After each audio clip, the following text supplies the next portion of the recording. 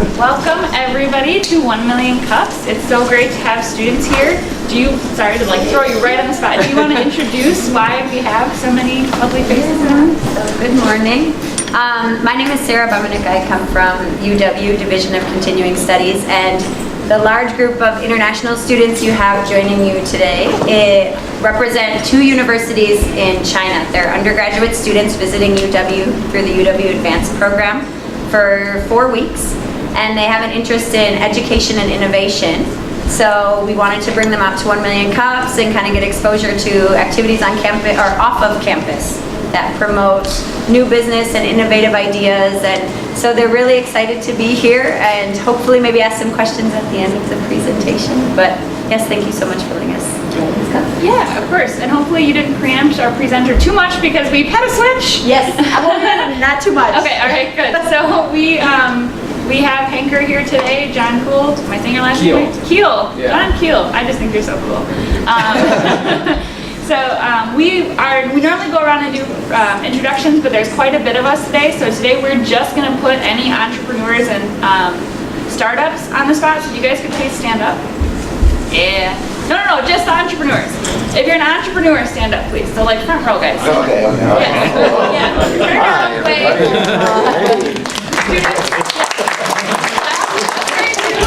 Guys, I think for any students who are here today, if you have questions about entrepreneurship, if you want to engage with somebody who is local, who's either started a business or works for a startup, talk to one of these guys up here in the front row. They would be happy to talk to you afterwards, I'm sure. So, and I didn't introduce myself even, so I'm Diana Pistron. I'm the lead organizer of 1 Million Cups.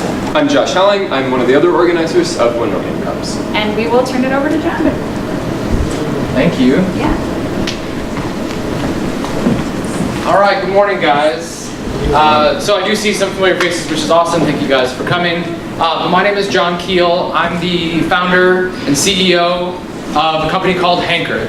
And our vision is to make the search for the perfect meal the visual, mouth-watering experience that it should be. And my plan today is a little bit different than maybe what a normal 1 Million Cups presentation might be, which is more of I would consider it to be kind of a straight up pitch of a company. I have presented here before a few years ago, and I wanted to give a little bit of an update, while also maybe just telling some of the stories of where we maybe took wrong turns early on, because I just felt like I wanted to hear more of that around at events like this. And I've been seeing people saying, I feel like I'm the only one struggling with certain things. So I hope to give you a little bit of that to, at least for anyone that's watching at home or sitting here thinking I'm struggling and am I the only one that, don't worry, you're not.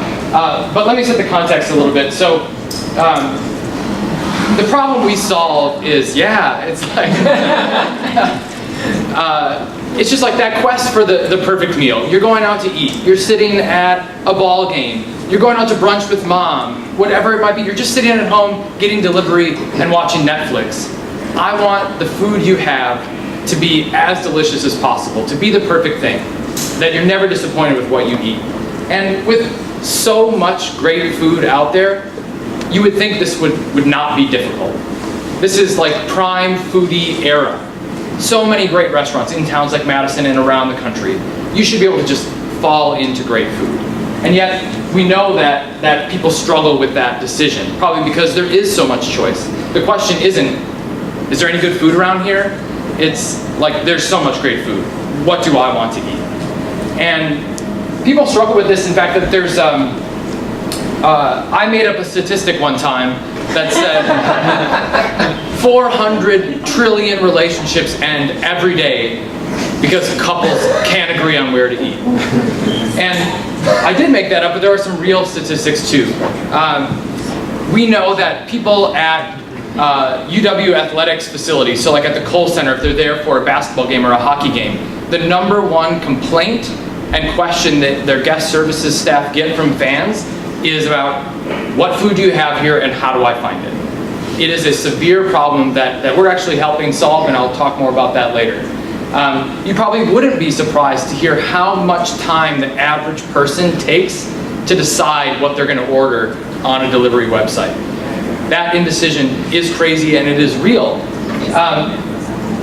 There was even a survey done by a group in San Francisco of like 500 foodies that asked them, what their most trusted resources are for finding food. And the number 3 most useful thing was this guy, Guy Fieri, more than Google.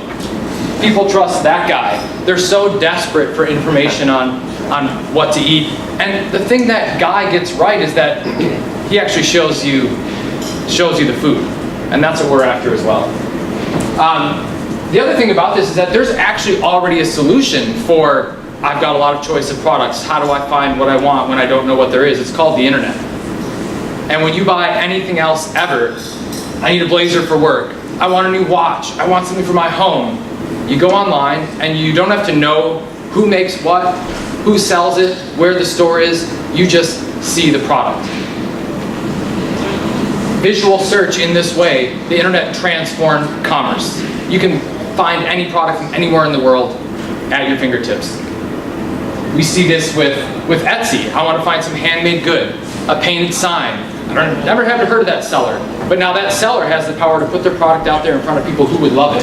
Airbnb, are you going to book a stay in a stranger's home without seeing a picture of that place first that you can trust? No. These are all billion-dollar companies based on visual search. But unfortunately, you can't search the internet for restaurant food. And that might even sound crazy when I say it, but it is true. When you search for tacos today, you see places. You're looking for a product. Not every time you go out is the food the most important thing. Sometimes it's I want to go somewhere hip. I want to go somewhere where there's an outdoor patio, whatever it might be. But if you care about food, when you search for food, you see places. And that's a big problem. That's why this stress and anxiety, this guesswork, well, that place sounds good. You can't see what the food looks like. And this is actually, as you can see from this chart, this is a problem for a lot of people. It's a problem for restaurants. I'm a restaurant owner. I make this food and people can't see it. It is my product. And I don't have a good way to get it out there. It's a problem for you, as we've talked about. And then there's this area of middlemen. So that might be a marketplace like Eat Street or Grubhub, or in the case of athletics, so a facility where there's lots of concession stands and they're trying to make sure you can find somewhere to eat. It might be Open Table, who's trying to help you get a reservation. There's a lot of businesses that exist in that middle area trying to connect people and restaurants. And because search is bad, it impacts all of them.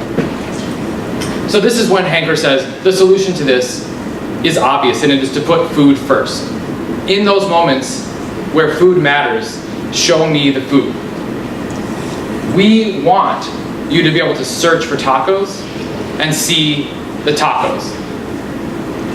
There are restaurants in Madison, just a few that come to mind, like Sal's Tomato Pies, a pizza place that serves great tacos. Lucille, a pizza place that serves great tacos. Today, you search tacos, you see Mexican restaurants. It's more than that. So we want to show you the food, show you the tacos, and let you decide what looks best to you. I like to say, there's this the way people think, okay, I'm in the mood for cheese curds, or I want to eat bacon, or I want a burger with cheese curds and bacon. If we do the data right and we provide these real photos, we can give you that answer kind of no matter what you're in the mood for. You might be going out to eat with somebody who's very meat and potatoes. I eat steak, I eat meat. But so if you said, hey, how about Indonesian food? No, that sounds crazy. But if you show them this, would you eat that? Actually, yeah, that looks delicious. But I never would have just thought of that if I had to just think of the places off the top of my head. Or start with a place. I would see Bandung Indonesian on Bully Street and nope, it's not the kind of food that I like. But if you can see the food, that changes things. If you want something out of the ordinary, okay, so I want something different. Would you think there's a thing as lobster and Iberian ham from a restaurant called L5 in Denver? That's where this photo's from. You can't picture these things. But if we can surface this information Etsy surfaces things, or Pinterest surfaces recipes that you might not have thought of, we can transform that entire experience. Now here's the thing, to do this, all we have to do is completely transform food photography for restaurants and make it affordable and easy and trustworthy and not a hassle for them when they're trying to run a restaurant. All we have to do is completely flip the model for search when you've grown accustomed to place first, place first, place first, and now we're going to put food first. I mean, we've got to change the whole way people think about this. And because we know you search for food in lots of contexts, in lots of situations, on lots of websites, we need to just produce a content as a service platform that can take this data and this imagery that we create and get it everywhere. So, I mean, how hard can it be? And we thought, as a team, we have a photography background. I had a side hustle as a photographer, and I worked for food fight restaurants in Madison, taking quick, real, high-quality photos of food that were used on magazine covers in town. And I thought, like, I know this model, and I know restaurants want this. That's solved. As a team, we had a background in tourism and hospitality. And so I ran a website called travelwisconsin.com, which had a listing of 7,000 restaurants around the state, all entered by little organizations around the state who represent those businesses, you know, like chambers of commerce or visitor bureaus. And I'm like, this is a problem for them because I knew that problem. They need this. They just don't have a solution for it. So we got an audience there, no problem. We can sell our content, no problem. And let's see what else. Oh, and you know, as a team, we have development background. We've made apps, we built databases and maintain product databases and know how that works. Like, we have got this. Well, it's just like not that easy. Our first photo shoot was this was the first dish that we ever photographed for hankr. These blueberry pancakes from the Pfister Cafe in Milwaukee. And we rolled in, me and these 4 other photographers that I was gonna train in this style that I had created, and we looked more like a crime scene investigation unit. And, you know, there's like, we're all around the tables, and like, you get that dish, you get that, and I'll get this, and we looked ridiculous. I can't believe the restaurant didn't throw us out, but they actually, like, you know, eventually had us come back. But we had so much to figure out to prove that model. A couple months after that photo shoot, we launched hankr, the app, in Milwaukee at the Milwaukee Chili Bowl. And we had 12 restaurants on this app and about 84 dishes. It's like nothing. It is embarrassing when I stand here today. We were trying to sell restaurants one by one. I mean, the most difficult people to sell anything, arguably, I would argue that. Asked to buy things all the time, the slimmest margins, and we were going door to door. Hey, you've never heard of this thing. It actually doesn't even exist yet. But how about you pay us $1,000 a year to be part of this thing? It's just for local restaurants and move it. And we got some people to say yes. We launched at this event. We got some PR shortly thereafter, you know, local stuff in Milwaukee, and we were like, okay, clearly now we've made it. And it was a losing, we bought into the vanity metrics of like, oh, once you're on TV and the local news does a thing about you, you clearly have the right business model. Well, we didn't.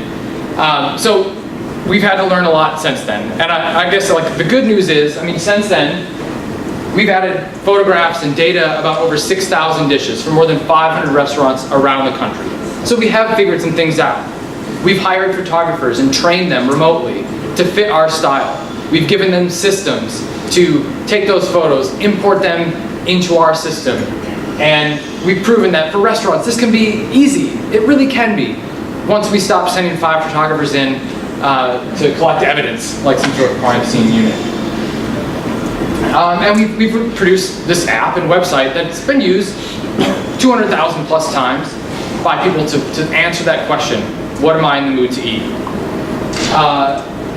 But still, actually none of that made us any money. Because we stopped charging restaurants because it was going to be too slow. How can we give you choice and options if we have to just, you know, it literally took me 20 emails one time with this one restaurant in Madison. I really wanted it on there to even get a meeting, and then to get the yes, it was all going to be too slow. So we let restaurants in for free. We started doing the photos for free. We were just giving it away. So great, but not a business. So what we realized strategically, after some trial and error, is that up front the business was going to be content as a service. We are trying to build a brand. I'm wearing the t-shirt, official sign of trying to build a brand. But at first, we were going to have to help those other businesses that already had an audience like you provide the better content that they needed, but that they couldn't produce themselves. Eat Street is not a content company. They're a food delivery logistics company. That's what they do. And when we talk to them, hey, why don't you have photos of food on your website? I didn't have to give them the pitch, they gave it to me. We're doing all we can to sign up restaurants, to just enter the menu data, to make sure we have delivery drivers and all of that. And we can help you with that because we specialize in the content and make it easy for you to get it on your website. So I mentioned the tourism industry, which is this cottage, quiet, hidden industry, but a huge industry. And billions of dollars are spent every year trying to convince you to visit Buffalo, New York, or Asheville, North Carolina, or Indianapolis. I mean, these companies are given sometimes government money that they have to spend. But they're small teams. They're not content companies. They're like advertising companies. They need this content. So we dove full speed into that. And that was about a year or so ago that we really introduced this product. I hit the street selling that, where when you develop a partnership with hankr, we go out and get the content you need, and we automatically provide it to your website. If you don't have any place to show that, we'll build that for you too. We'll create the visual food first experience for your town. And so we've done this for University of Wisconsin Athletic Department, for Eat Street, for tourism organizations like TravelWisconsin.com, which I used to run, Minocqua, Wisconsin. So that's in the north part of the state, resort town, lakes, woods, stuff like that. 25 restaurants in town. You can now search visually the food for all of them, thanks to hankr. And just to give you a sense of what that looks like. So on the left, you see that's what today concession search looks like if you go to the Kohl Center at a game and you want to see what's around you. You know, words. So I can, oh yes, concession stand 218, please. And I read, I don't know, do I want the big red burger? What is that? It's not very compelling. Eat Street, and like give them credit, like successful startup. They're selling food, but you'd think they were selling words, because that is all you see. So after hankr, in the case of UW Athletics, in 2 weeks, what you see on the left is what you will see when you go to the official UW Game Day app and you're at the Kohl Center concessions. And we built that entire experience for them. What they did for us was make the food, and we did everything else. And that's our business right now. On the left, Eat Street they haven't changed their entire experience, but now, for certain restaurants, I can see the photos of the most popular dishes and decide, like, is that gonna look good for me? And they've seen conversion rate go up and time on site go down. Because people see that, they feel more confident, they want, yes, I want that, decision made. So these are, as you can see from this chart, this is better for everybody. Restaurants sell more food. Concession stands sell more food. Tourism organizations have people leaving happy because they ate well. It's a fact that 96% of millennials say eating local food is an important part of their vacation experience. 75% of all travelers say that. What do you say when you get home from a trip? Like, oh man, we ate great food. Calories don't count on vacation. So we help restaurants sell more food in all kinds of circumstances. We help those middlemen meet their goals. We make Eat Street more successful. We make tourism organizations more successful. Actually, in the case of UW Athletics, their number one metric isn't sales. It's, can we reduce all the frustration that fans have trying to find food and knowing what's out there? That's what they want to see, and that's what we're out to solve for them. So I actually didn't ask you like just how much time do I have for presentation versus, so You did great. I'm kind of wrapping it up to say, you know, we had this idea, and it was a little bit of a, we want to have this. You know, I think everybody in this room probably has a thing where like your friends come to you for that information. Like, oh, you're really good with computers. You know all about where to like hike. You know where the good fishing spots are. For me, people kept asking me, where should I go out to eat for this? I'm going out with a business group. I want to take my wife out. Where should I go? And I realized just people just didn't know this stuff. So it was this idea that like, I want this to be a thing. We had to learn, honestly, how to make it a business. And I think that's probably not the way you're supposed to do it necessarily, but I also think that's reality. And if you want this vision to come true, there might be lots of ways you can get there. Eventually, hankr is going to be a thing that restaurants pay to be in, and I believe that. We're using these content as a service contracts to actually build up our database of content in a way that doesn't cost the restaurants money, but still gets us to where we are, where we now have data that we can then turn into this great central experience. And we had to figure those things out. And we're still figuring them out, and that's okay. We have a lot to learn still. It's like I felt like we knew all the secrets.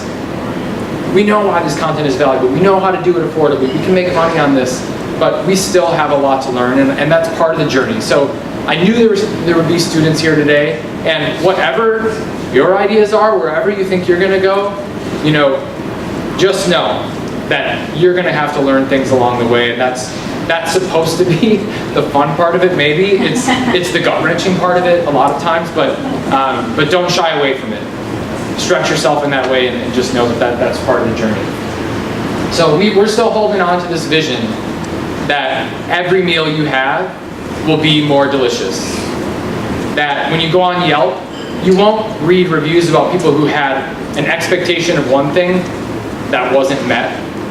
Aside from service, that is what people complain about the most on Yelp. I had a vision in my mind, and the thing came out, and it wasn't what I thought.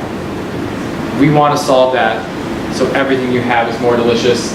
I encourage you to go to hankr.com, to download the hankr app, to send me feedback on food you want to see, things you want to see about the experience that would actually make it better for you when you're on that search. I would love to hear it. And at this point, if I said anything interesting or compelling or intriguing, I want to answer your questions. So thank you very much.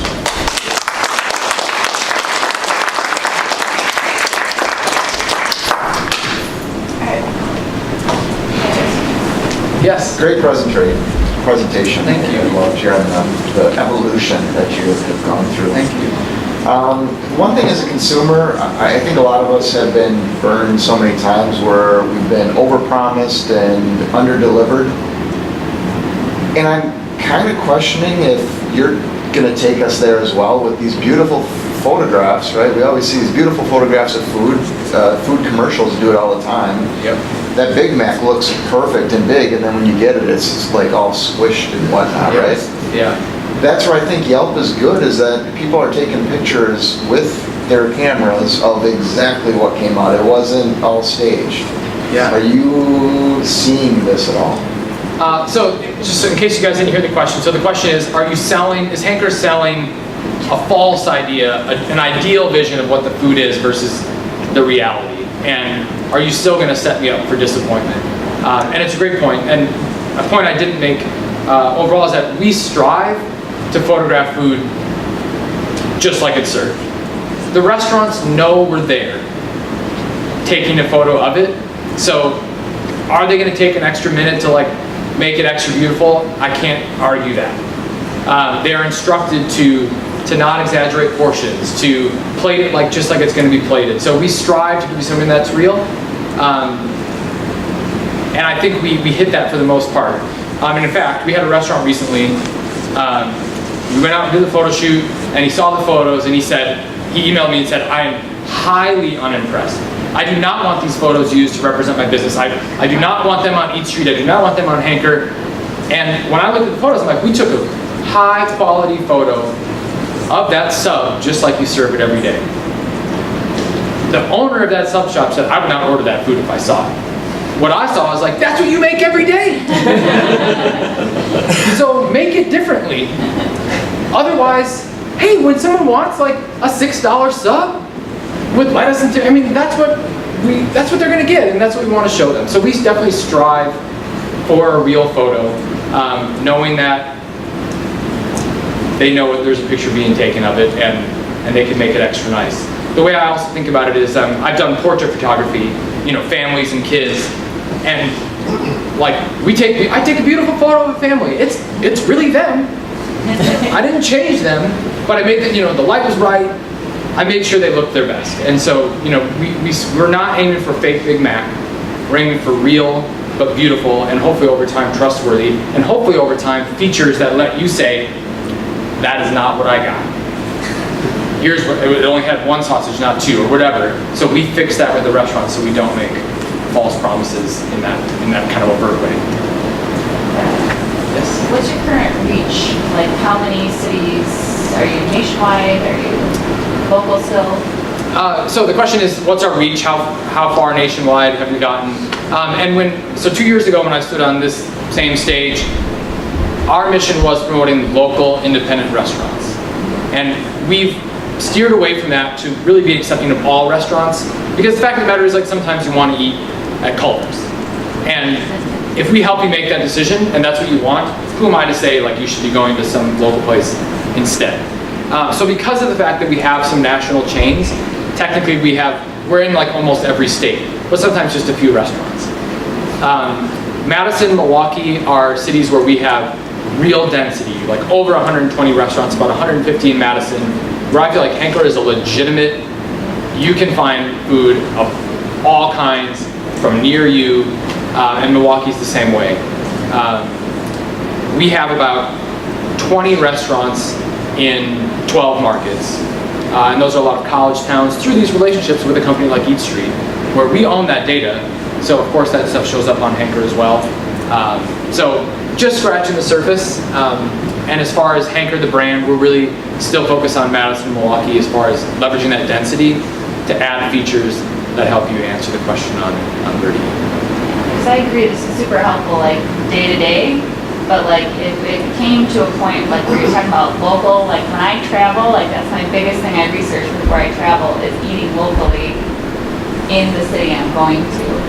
So like having an emphasis on local and being able to do that, whether it's Minneapolis or New Orleans or whatever, like that would be super awesome. Yeah. And so really we just want to give people this tool to say like, I care about local places, just don't show me the chains. Yes. But they can still be there, for locals. And what we've seen in Minocqua, just as one example of, so I mentioned like 25 restaurants, local places, we doubled the amount of exposure that those restaurants got through the official tourism website. So thousands of page views of their food, of their restaurants. So we helping people like in an unfamiliar place see like, well, what's around here? Even if it's not locally sourced, it's like from a local place, what can I get? So then how do you blow up like Airbnb? Like how do you give restaurants enough say in their setup that you can get thousands of restaurants online every day to get that reach? So the question is, how do we scale? Yeah. So in the 2 years plus we've been doing this, what we've all seen, for one, restaurants don't care as much as you would hope or think about actually having their food out there or in a certain quality. They post things where I'm like, I can't believe they posted it. That photo is unappetizing. So we have to like deal with that. The other thing is there's actually at the same time more great photography than ever just out there. Instagram proves that every day. So we've gone from, hey, we're gonna make sure we take these photos for you, to how can we just take or aggregate, make it easy for a restaurant to throw their food into this machine that then gets it out everywhere. So that's something that's in the works now. Certain customers of ours, Eat Street wants us to take the photos every time. So they're consistent, accurate, they believe in our approach. In other cases, if a restaurant's got great, even in that case, if the restaurant has photos that we believe fit that criteria, we take them. So our real answer for scaling, we believe, has to be some form of user or restaurant provided imagery along the way. It just makes sense. We don't have to be the ultimate arbiters like we thought we did 2 years ago when things were going to be, portrait mode on phones have changed a lot of things about what people can take on their own. Yes. I love the insight of the need for visual search for food, or food first search as you put it. I thought that makes a lot of sense. And it's cool to hear the story of sort of how the business evolved around that. Could you say a little bit more about how the content as a service platform works from the business perspective? Like, what are these relationships with the partners like? Yeah. Mechanically. Yeah, so the question is, how does content as a service work? And I don't think that's our term, but it took us a while to get there. Yeah. Like, we're not software as a service technically. The idea is, like a website, when they want a map on their website, they don't have to make their own map. They use Google Maps. It's more of like this utility. So the idea is that hankr is this utility. Oh, I need food from my area, from certain restaurants. I plug into hankr and I just slurp it up. And it's that easy, and I pay for the right to do that, to subscribe to our API to use that data. When we don't have the data first, it becomes more of an exercise of, like I said, it's almost like they're placing an order with us. Here are the restaurants we'd like covered, and we also need our own food first visual microsite, or we want to use your API, and they pay us for that, how many restaurants it might be. But the idea is that there's supposed to be some automation to it, that they don't worry about it, they just put their order in, and then kind of like one day things show up. And I just want to show you, if that's all right, what that experience looks like. If you can see my computer, the resolution is infinitesimal right now. It's very difficult for me to see. But so for a tourism organization,